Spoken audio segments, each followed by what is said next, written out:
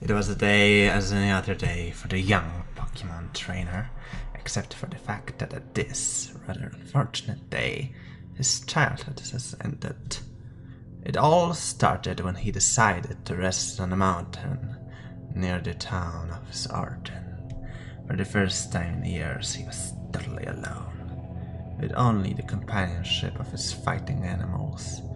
All his friends have left to live their own lives. After sitting on the mountain for a while, he started to reflect, and the images of his life, successes and failures, started streaming from within. He always promoted the idea of friendship and chivalry, yet at the same time, all of his companions were little more than slaves, forced to do his bidding. This thought pervaded his mind, and ultimately left him with a serious and adult feeling, which he has never experienced before: doubt. He started staring at the ground compartment in which his companions resided. Were they really his friends or only slaves? Were all his values just a lie? If they weren't forced by the mechanism of bondage, would they still be his companions? This line of thought has persuaded him to do a thing no one has ever done before. Releasing a Pokemon was not a common practice. Most adult trainers just sold them to younger, more inexperienced ones, so that they could have a boost in the sport, and therefore become productive additions to society. Since he has experienced pretty much everything there was to experience, he suddenly became intensely curious at the thought of releasing his companions. His infantile, optimistic mind couldn't let go of the thought that they might still be his friends, but this time not because they have to, but out of their own free will. Due to his youth, or maybe due to his boredom with sport, he decided to try this ultimate act of trust. He stretched out his arm, pressed the button responsible for the process, and released his companions. The little monsters were surprised and startled. They couldn't understand what was happening. For the first time, they were not compelled to obey and trust. All devotion has left them. Their free will came back. The kid looked at his old friends with hopeful eyes, outstretched his arms, and awaited friendship and trust. And the Pokemon partially fulfilled his expectations, as it jumped right into his arms, which created a bright smile at the little adventurer's face. He thought that all his fears were ungrounded and all his beliefs accurate. Yet such a happy ending wasn't meant to be. The first sign of trouble came in the form of a smile. It was a grimace the child has never seen before, neither in monster nor man. To him it was a weird combination of anger and happiness, which he couldn't name, something the common adult knows as a snicker. For the first time in his life, the youngster has experienced the power of his companions on his own skin. For the first time in his life, he felt such intense pain and suffering. Is this what my parents felt while battling for me? Earning my badges, fame and acceptance of my peers. This novel thought was the last, he thought, because his mind became blank and his consciousness slipped. He awoke in a dark cave. His thoughts became slowed down by the intense experience of pain and burned skin, blood coming out of his whole body. He used all the willpower he developed during his travels to open his eyes. In his field of vision, he noticed all the Pokemon he never knew, and at the same time, he noticed that all his clothes, all his items were gone, and he himself was left absolutely naked, and his movements were bound by sharp rocks piercing his arms and legs, which led to a massive amount of blood coming out of his body.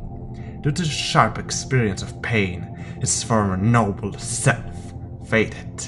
He started attacking his former friends verbally, screaming that his treatment was undeserved. Yet his words weren't useful in improving this situation.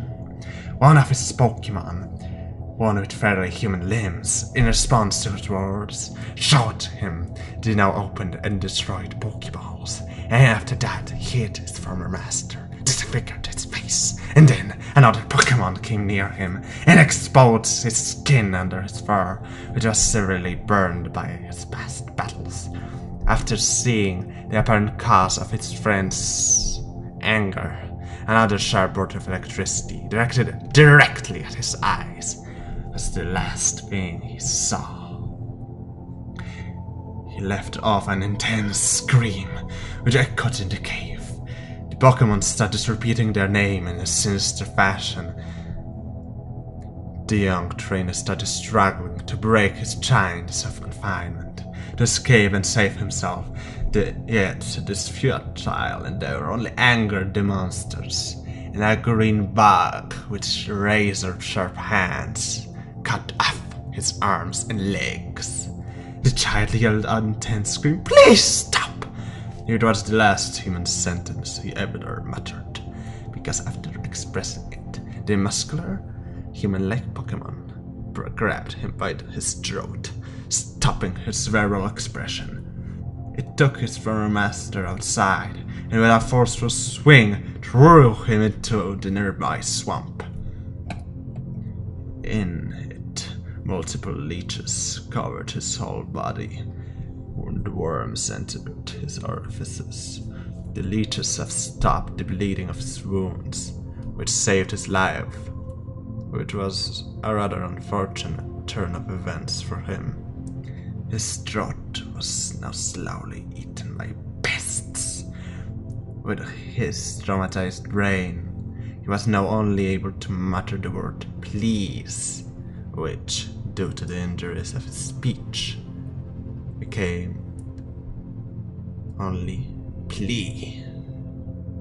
He stayed in the swamp for days, eating bugs that entered his mouth and drinking swamp water, which he got by diving using the force of his torso. His body was now deformed. He completely stopped looking human. His scarred body now looked like a rare, but at the same time very ugly Pokemon. Eventually humans discovered him. He must have unconsciously sensed their presence, and sensing salvation started to vocalize loudly the only sound he could now express. The trainers rejoiced, because they thought they found a new rare species of Pokemon. They figured that the place they found him in the massive amount of water.